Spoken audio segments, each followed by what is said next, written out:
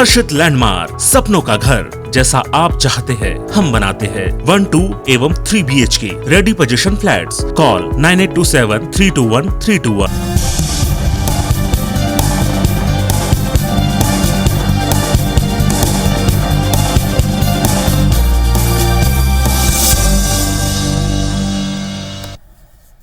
नमस्कार, आप देख रहे हैं IBC 24। मैं हूं आपके साथ विजय कुमार पंड्या। मध्य प्रदेश की बात में आप सभी का स्वागत। केंद्रीय मंत्री ज्योतिरादित्य सिंधिया, जी हां, जिनका आज ग्वालियर चंबल में एक मेगा सियासी शो हुआ, मुरैना से ग्वालियर तक का। और सिंधिया की इस यात्रा में प्रदेश सरकार के कई मंत्री भी शामिल हुए, लेकिन इस रोड शो में केंद्रीय मंत्री नरेंद्र सिंह तोमर की एंट्री ने सबका ध्यान खींच लिया। हालांकि कांग्रेस ने इसका विरोध करते हुए बीजेपी पर सत्ता का वीजा इस्तेमाल करने का भी आरोप लगाया, लेकिन केंद्रीय मंत्री बनने के बाद ग्वालियर चंबल में सिंधिया का शक्ति प्रदर्शन और उस पर शुरू हुई सियासत पर चर्चा करेंगे। लेकिन उससे पहले एक रिपोर्ट आपको जरूर दिखाएंगे जिसमें यह पता लगेगा कि क्या सिंधिया की साख और उनका वर्चस्व इस रोड शो के माध्यम से नापा जा सकता है अभी, क्योंकि रोड शो में तो शायद तस्वीरें यही कह रही हैं।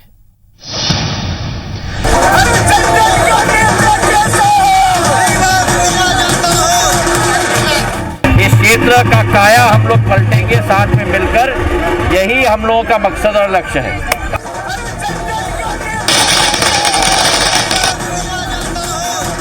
मध्य प्रदेश में सत्ता परिवर्तन कराने के बाद और केंद्र में 7 साल लंबे अंतराल के बाद केंद्रीय मंत्री बनने के बाद ज्योतिरादित्य सिंधिया का ग्वालियर चंबल में पहला मेगा शो।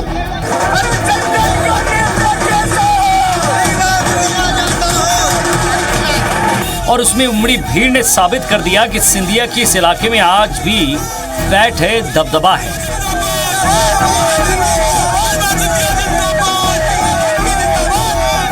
इस पॉलिटिकल शो में सबसे चौंकाने वाली एंट्री केंद्रीय मंत्री नरेंद्र सिंह तोमर की रही, जो इस क्षेत्र में सिंधिया के प्रतिद्वंदी के तौर पर देखे जाते हैं। हालांकि इसके पीछे बीजेपी की भविष्य की व्यू रचना बताई जा रही है।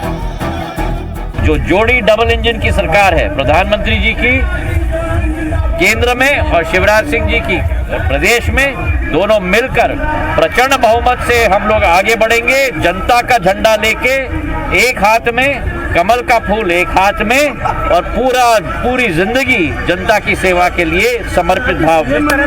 वैसे अपने दौरे से पहले सिंधिया ने ग्वालियर चंबल के लिए कई सौगातें देकर खुद को साबित किया। नागरिक उड्डयन मंत्री बनते ही ग्वालियर को 2 महीने के अंदर करीब 12 से ज्यादा शहरों से एयर कनेक्टिविटी दी। तो वहीं ग्वालियर एयरपोर्ट में नया टर्मिनल बनाने के लिए सिंधिया ने 114 एकड़ की जमीन भी आवंटित करा ली है। इंदौर से दुबई के लिए अंतर्राष्ट्रीय उड़ान का श्रेय भी सिंधिया को दिया जा रहा है। ग्वालियर चंबल अंचल के विकास के लिए भी ज्योतिरादित्य सिंधिया एक्शन प्लान तैयार कर रहे हैं। अब सिंधिया जी से मेरी बात हुई थी, एक बार उन्होंने कहा कि मैं मध्य प्रदेश के जितने भी छोटे शहर हैं उनके लिए जोड़ूंगा बड़े शहरों से, और बड़े शहरों को जोड़ूंगा पूरे देश के शहरों, महानगरों से। ये बहुत बड़ी सोच है। दूसरी ओर कांग्रेस ने ज्योतिरादित्य सिंधिया के रोड शो पर सवाल उठाते हुए मोर्चा खोल दिया। ग्वालियर में कांग्रेस कार्यकर्ताओं ने काली पट्टी और काला मास्क लगाकर धरना प्रदर्शन किया और बीजेपी पर सत्ता का वीजा इस्तेमाल करने का आरोप तक लगाया। मैंने कहा कि 2 परिभाषाएं बीजेपी की हर विषय पे होती है, मैं उसकी तरफ आना चाहता हूँ कि धर्म की बात करना हो, धार्मिक यात्रा निकालना हो तो बीजेपी नो, और जब नेताजी का महिमा मंडन हो तत्काल परमिशन मिल जाती है। उनको लेके हमने जो विरोध किया था उस पर हम लोगों पे केस लगा दिए गए कांग्रेस के लोगों पर, और हम लोगों को अनुमति दी नहीं जाती।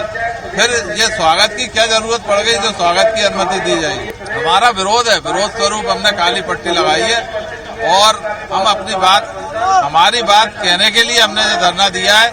आरोप प्रत्यारोप के बीच सिंधिया के मेगा शो में खास बात ये रही कि कभी उनके विरोधी रहे नेता उनका स्वागत करते नजर आए। शिवराज सरकार के 6 से ज्यादा मंत्रियों का सिंधिया के रोड शो में शामिल होना मध्य प्रदेश बीजेपी में उनकी बढ़ती ताकत और लोकप्रियता के तौर पर देखा जा रहा है। जाहिर है मध्य प्रदेश में बीजेपी की सरकार बनने के बाद जिस तरह से सिंधिया का सरकार और संगठन में दखल बढ़ा है, मध्य प्रदेश में भविष्य में उनकी भूमिका को लेकर कयास लगने शुरू हो गए हैं। सुधीर दंडोतिया, IBC 24, भोपाल।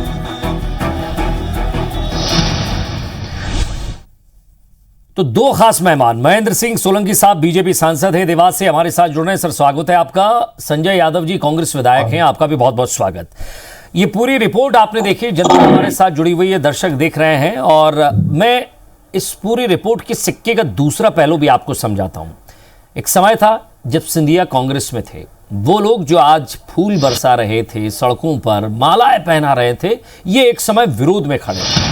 दूसरी बात ये कि नरेंद्र सिंह तोमर, जो कि एक पैराशूट एंट्री से नहीं आए, वो बीजेपी में थे, उन्होंने हर चुनाव का परिणाम देखा, हर चुनाव में अपने आप को भी फेस किया, आगे बढ़े, कांग्रेस से सिंधिया बीजेपी में आए, तो दो तरफा एक फायदा उनको धीरे धीरे मिलता जा रहा है। दूसरी बड़ी चीज ये कि अकेले सिंधिया भी यहां शामिल हो सकते थे, लेकिन एकजुटता का संदेश देने के लिए ऐसा कहा जा रहा है कि नरेंद्र सिंह तोमर भी वहां पहुंचे। एक क्षेत्र, दो बड़े दिग्गज, और दोनों एक ही पार्टी में। अब सवाल यह है कि मैं बड़ा कि तू बड़ा, लेकिन इस तमाम चीज को साधने के लिए पार्टी ने शायद ये कोशिश की होगी। जरा इसे समझने की कोशिश करता हूं कि ये कोशिश कितनी कामयाब हुई और आगे कितनी कामयाब होगी। महेंद्र सिंह सोलंकी साहब, आप ही से सवाल है, क्योंकि चीजों को दोनों चश्मों से आप पहले भी देखा करते थे, अब राजनीति में है, तो मैं ये समझता हूं कि वही न्याय करेंगे आप।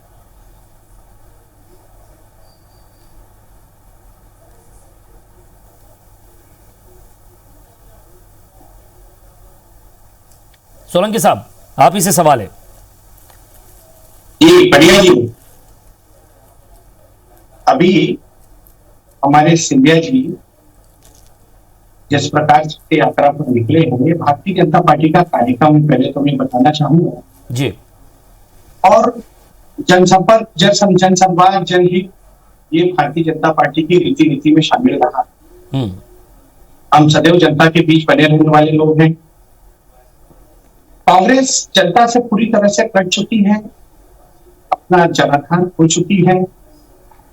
उन्हें इस बात के लिए तकलीफ होती है कि भारतीय जनता पार्टी का कोई भी नेता जन आशीर्वाद के जरिए, जन दर्शन के जरिए, जनसंपर्क के जरिए जब जनता के बीच जाता है, तो भारतीय जनता पार्टी के कार्यकर्ता को इतना आशीर्वाद जनता का क्यों मिलता है, इस बात को लेकर हमेशा कांग्रेस परेशान रहती है। उनकी परेशानी का हम लोगों के पास कोई हल नहीं, क्योंकि ये तो वही लोग हैं जिनके तत्कालीन मुख्यमंत्री दिग्विजय सिंह जी कहा करते थे कि जनसंपर्क और जनसंवाद या जनहित से चुनाव नहीं जीता जाता, चुनाव तो केवल मैनेजमेंट से जीता जाता है। तो कहां गया इनका मैनेजमेंट? लेकिन भारतीय जनता पार्टी की रीति नीति सदैव ये रही है कि जनता से संपर्क होना चाहिए, संवाद होना चाहिए, उनके हित, उनके कल्याण के लिए काम करना चाहिए, और भारतीय जनता पार्टी निरंतर एक परिपक्व नेता की आपसे वो खुशबू आ रही है। महेंद्र सिंह सोलंकी साहब, एक परिपक्व नेता की खुशबू आ रही है आपसे, और आपके बातचीत से वो झलक भी रहा है कि एक लंबा दौर आपने अपनी नौकरी का भी देखा और एक नया दौर आपने राजनीति का भी शुरू किया। तो कैसे, किस बात को कहां से शुरू करें? मैंने पूछा इन दोनों की जो जोड़ी है ये किस तरह आगे बढ़ रही है? क्या सिंधिया जी का पहले रोड शो तय था, या बाद में नरेंद्र सिंह तोमर आए, या सिंधिया जी से पहले नरेंद्र सिंह तोमर आ चुके थे क्योंकि इंदौर भी गए, यहां भी आए? मैं ये पूछ रहा हूं कि दोनों दिग्गज एक साथ थे, एक साथ हैं और दिख रहे हैं, तो क्या कार्यकर्ता इसको गटक पा रहे हैं? क्योंकि अभी बहुत सारी आपने भर्तियां की नहीं है निगम मंडलों में। भारतीय जनता पार्टी में अलग से किसी भी नेता का कोई अस्तित्व नहीं होता। भारतीय जनता पार्टी एक टीम है। यदि संगठन का कोई कार्यक्रम है तो निश्चित रूप से वहां पर नरेंद्र सिंह जी तोमर साहब भी रहेंगे, निश्चित रूप से वहां पर वहां के स्थानीय सांसद आदरणीय विवेक सजवालकर जी में रहेंगे। 8 मंत्री वहां थे, एक सांसद वहां, एक केंद्रीय मंत्री वहां, दूसरे केंद्रीय मंत्री कुछ सिंधिया जी। हालांकि इससे बहुत ज्यादा कोई फर्क कांग्रेस को पड़ेगा या नहीं पड़ेगा, ये कांग्रेस से ही मैं जवाब लूंगा। संजय यादव जी, कोशिश तो आप लोगों ने भी की थी कि कुछ मजमा जमाया जाए, हालांकि चक्का जाम तक सीमित रहे। जी,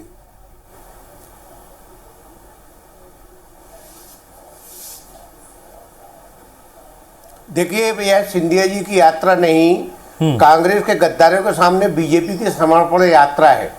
मैं आप सोलंकी साहब से पूछना चाहता हूं कि एक व्यक्ति ने याचिका लगाई ग्वालियर की कि सिंधिया जी के रोड शो के लिए किस नियमों के तहत आपने अनुमति दी, उसकी फिर से हियरिंग है। क्या कोविड के कारण आप जुलूस में बैन करके रखे हो, लेकिन क्या सिंधिया जी की यात्रा के लिए कोई नियम कानून नहीं है? मानिए सिंधिया जी माननीय उच्च न्यायालय से बढ़कर हो गए हैं। आप तीसरी लहर की संभावना में चुनाव नहीं करा रहे हैं और आप सिंधिया जी की यात्रा निकलवा रहे हैं। और किस तरह से सरकारी धन की होली खेली गई, किस तरह से वसूली की गई। आज सिंधिया जी के पास जब टाइम नहीं था, जब भीषण बाढ़ आई हुई थी, 10 दिन बाद आपको समय याद आया। आज ग्वालियर की सड़कें खराब है, तब सिंधिया जी उसमें कुछ नहीं बोल रहे। क्या सिंधिया जी जो उनकी जमीनों की फाइल शाह जी के पास है, उसको अपना दिखाना चाह रहे हैं कि ग्वालियर की जनता मेरे साथ है? मेरे पास तो नगर निगम ने 165 होर्डिंग लगाने की अनुमति दी थी। क्या भारतीय जनता पार्टी की संस्कृति में सरकारी खम्भों पर, पोलों पर हाई कोर्ट ने रोक लगा के रखी है कि कोई भी होर्डिंग बैनर नहीं लगा पाएंगे? क्या 165 होर्डिंग जो आप सवाल पूछ रहे हैं ना सर, क्या सिंधिया जी संजय जी आदिवासियों मैं रोक रहा हूं, आप जरा सुनेंगे। कहा जा रहा है आपसे, मैं आप ही को समय दे रहा हूं, एक सवाल पूछ के आप ही को समय दे रहा हूं। संजय जी मैं ये पूछना चाह रहा हूं कि आपके नेता भी तो 3-4 दिन पहले से ग्वालियर आ चुके थे।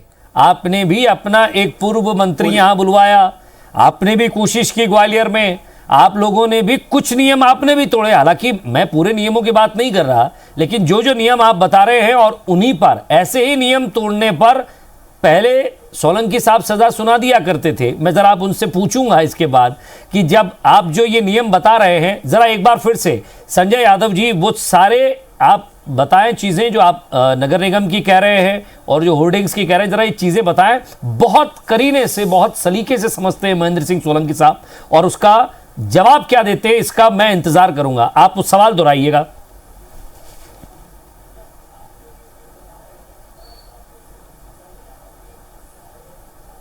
देखिए मैं सवाल पूछ रहा हूं सोलंकी साहब से, क्या धारा 144 नहीं लगी? क्या आपने गणेश जुलूस के लिए कोई अनुमति दी? क्या सिंधिया की रोड शो के लिए जब किसी ने याचिका लगाई कि किस नियमों के तहत अनुमति दी गई, तो राज्य सरकार ने जब उसकी नहीं सुनी तो माननीय उच्च न्यायालय में पिटीशन दायर की गई, जिसकी अभी सुनवाई है और आज नोटिस भी इशू हुआ है राज्य सरकार को कि किस नियमों के तहत सिंधिया जी के रोड शो को अनुमति दी गई, किस नियमों के तहत होर्डिंग बैनर लगाए गए। नगर निगम ने 165 होर्डिंग बैनर की अनुमति दी गई थी। क्या 165 होर्डिंग बैनर लगे, उससे ज्यादा नहीं लगे गए? क्या ये उच्च न्यायालय से बढ़कर हो गए? क्या नियम कानून क्या जनता के लिए है? क्या आप अभी नवरात्रि में दशहरे के जुलूस की परमिशन नहीं देंगे? आज आप किसी को भी डीजे बजाने नहीं दे रहे, गणेश उत्सव नहीं मनाने दे रहे। क्या ये नियम सिर्फ जनता के लिए है, सिंधिया जी के लिए या भारतीय जनता पार्टी के लिए? ये उच्च न्यायालय से भी बढ़कर हो गए क्या? उच्च न्यायालय ने तो पहले होर्डिंग बैनर्स के खिलाफ आदेश पारित करके दे चुके हैं कि आप होर्डिंग बैनर सरकारी संपत्ति पे नहीं लगाएंगे, अगर लगाएंगे तो उसकी अनुमति लेंगे। और अनुमति 165 होर्डिंग बैनर की मिली थी, लेकिन मेरे पास दोहरा रहे हैं मैं कि 165 तो सिर्फ एक जगह लगे थे। जवाब लूंगा महेंद्र सिंह सोलंकी साहब, बिना किसी नई बात के आपसे वो तमाम सवालों के जवाब जानना चाहूंगा जो संजय यादव जी ने आपसे पूछे थे। साहब, आपको ऐसा नहीं लगता कि जब से सिंधिया जी भारतीय जनता पार्टी में आए हैं तब से कांग्रेस के लोगों को उनकी थोड़ी ज्यादा चिंता हो गई है? उनकी प्रत्येक गतिविधि पे वो ध्यान रखते हैं, हर उनकी एक्टिविटी पे वो आपत्ति लेते हैं। भारतीय जनता पार्टी कभी भी नियमों के विरुद्ध कोई काम नहीं करती। यदि उनकी यात्रा निकल रही है तो प्रोटोकॉल के नियमों का पालन करते हुए, प्रोटोकॉल का पालन करते हुए, कोरोना से संबंधित जो प्रोटोकॉल है उसका पालन करते हुए निकाली जा रही है। उसमें किसी भी प्रकार के किसी प्रोटोकॉल या नियमों का कोई उल्लंघन नहीं किया गया है। यदि होर्डिंग लगाने की कोई परमिशन ली गई है, इसका मतलब ये कि संजय यादव जी झूठ बोल रहे हैं। होर्डिंग का जवाब देकर मैं संजय जी के पास जाऊंगा। एक वास्तविकता यह है कि संजय यादव जी के सर में दर्द हो रहा है, वो अपना पेट दर्द होना बता रहे हैं। इनको जो सत्ता गई है वो सत्ता जाने के बाद से जो छटपटाहट मची हुई है, वो छटपटाहट जो है वो सिंधिया जी करके बाहर आने लगी। साहब, आप उच्च न्यायालय से बढ़कर हो गए क्या? उच्च न्यायालय ने आदेश नहीं किया क्या आपको? उच्च न्यायालय ने कोई आदेश नहीं किया है। सिंधिया जी आपके लिए उच्च न्यायालय से बढ़कर हैं क्या? ये बताइए आप। मानिए उच्च न्यायालय जो आदेश करता है उसका पालन उच्च न्यायालय के द्वारा अभी शासन के क्या नियम है कोविड के? निश्चित रूप से मैं आपसे पूछना चाहता हूं, आदेश का पालन करके सोशल डिस्टेंसिंग, क्या सोशल डिस्टेंसिंग का पालन हुआ रैली में? सोशल आपके शो में भी नहीं रही sir. Sanjay Yadav ji, social distancing का पालन आपके कार्यकर्ताओं ने भी नहीं किया। सरकार वो छोड़कर बाकी सवाल कर लीजिए भाई।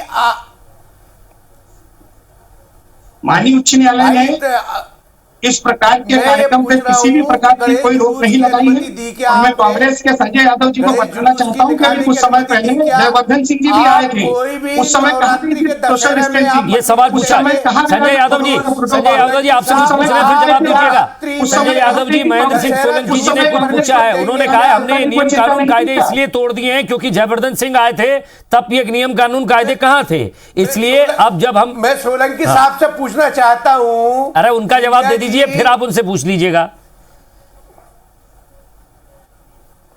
सिंधिया जी ने सरकार, सिंधिया जी मंत्री है, केंद्रीय मंत्री है। क्या केंद्रीय मंत्री जी के लिए कोई नियम नहीं होते? क्या गणेश जी कर बढ़कर हो गए? या अभी दशहरा के जुलूस की सोलंकी जी आप परमिशन दिलवाएंगे? आप मुझे जबलपुर में परमिशन दिलवाइए, सबसे बड़ा जुलूस निकलता है जबलपुर में, कि उसकी अनुमति दिलवाइए आप कलेक्टर से बोल के। या उच्च न्यायालय का जो आदेश है उस आदेश का आप पालन कीजिए। होर्डिंग बैनर के मामले में क्या सरकारी संपत्ति, जितने धन सिंधिया जी के रोड शो में खर्च हुआ, क्या उतना धन आप उन बाढ़ पीड़ितों की मदद के लिए नहीं लगा सकते थे? क्या आप वहां के गड्ढे नहीं भर सकते, सड़क नहीं बना सकते? उतनी राशि में क्या सरकारी धन की वसूली नहीं की गई? क्या भ्रष्टाचार की श्रेणी में नहीं? महेंद्र सिंह सोलंकी साहब, ये विपक्ष के सवाल है, इनके जवाब आपको देने होंगे। रुक जाइए संजय जी, समय कम है। महेंद्र सिंह जी से जवाब लेने दीजिए। पोस्टर लगे। पहले तो संजय यादव जी मेरी बात का जवाब नहीं दे रहे हैं, तो मैं बोल रहा हूँ कि जब जयवर्धन सिंह जी आए थे उस समय क्या उन्होंने प्रोटोकॉल का पालन किया? क्या सोशल डिस्टेंसिंग का पालन किया? किस प्रकार की ऐसा है महेंद्र सिंह जी, आप दोनों राजनेता हैं, आप दोनों राजनेता में आपको शायद मैं सूरज को दिया दिखा दूंगा।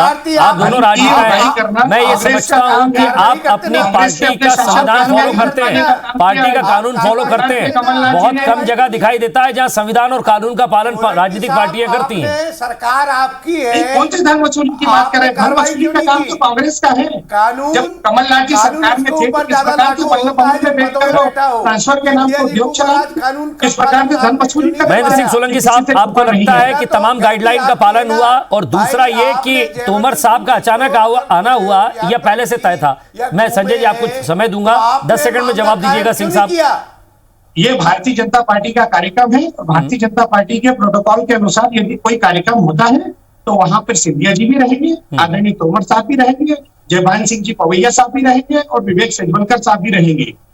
इसमें किसी को बोलने या बताने की कोई आवश्यकता नहीं। दूसरा कानून का उल्लंघन हुआ कि नहीं? कार्यकर्ता वहां पर कोरोना से संबंधित किसी भी प्रोटोकॉल का या नियम का उल्लंघन नहीं हुआ। चलिए, मतलब संजय यादव जी आप बेबुनियाद आरोप लगा रहे हैं विपक्ष में, इसलिए ऐसा कर रहे हैं, या वाकई ये तस्वीरें जो है वो झूठ नहीं बोल रही हैं? माननीय उच्च न्यायालय से बड़ा भाजपा का प्रोटोकॉल हो गया। मतलब